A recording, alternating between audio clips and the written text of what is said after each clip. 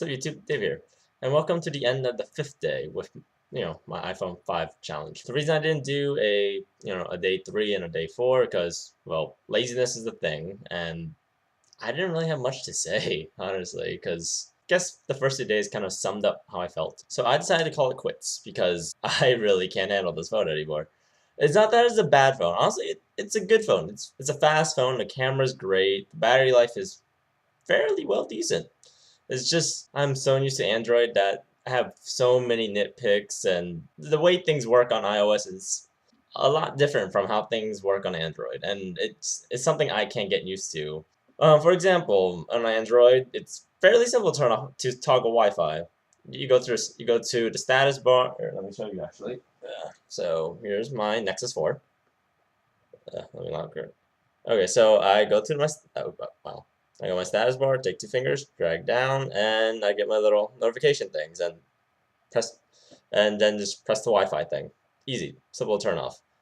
So I can do it in any app, and from any home screen. Doesn't really matter where I am. I can easily do it. On here, no matter where I am, it's a pain. It's at least an extra 2 steps. I have to, if I'm in a different app, I have to go home, find the settings menu, hit the Wi-Fi settings, then do the little Wi-Fi toggle off thing.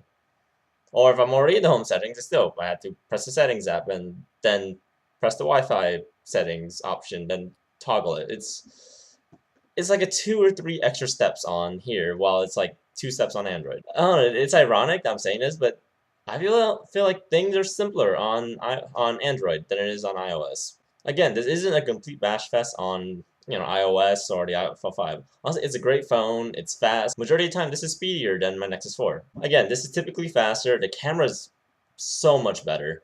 Low light pictures, they don't compare from the picture quality I get from the Nexus 4. This is just so much better. The phone itself feels great. The Nexus 4 also feels great. So build quality wise, whichever is your preference. The screen's a bit small for me, yes, but I've gotten used to giant 4.7-inch screens for the past 2 years, so sue me. Now the app ecosystem is phenomenal, though I do not like the App Store that much. I feel like it's kind of, I don't know, it's outdated in a way, the way things work. That's how I feel. I feel like they could modernize it a little bit more. Maybe they have an iOS 7. I don't know because I'm not a developer, so I can't get anywhere near that beta test, sadly. So maybe when iOS 7 becomes a thing for non-developers, I might give this another go. But until then, iOS 6 is very bland.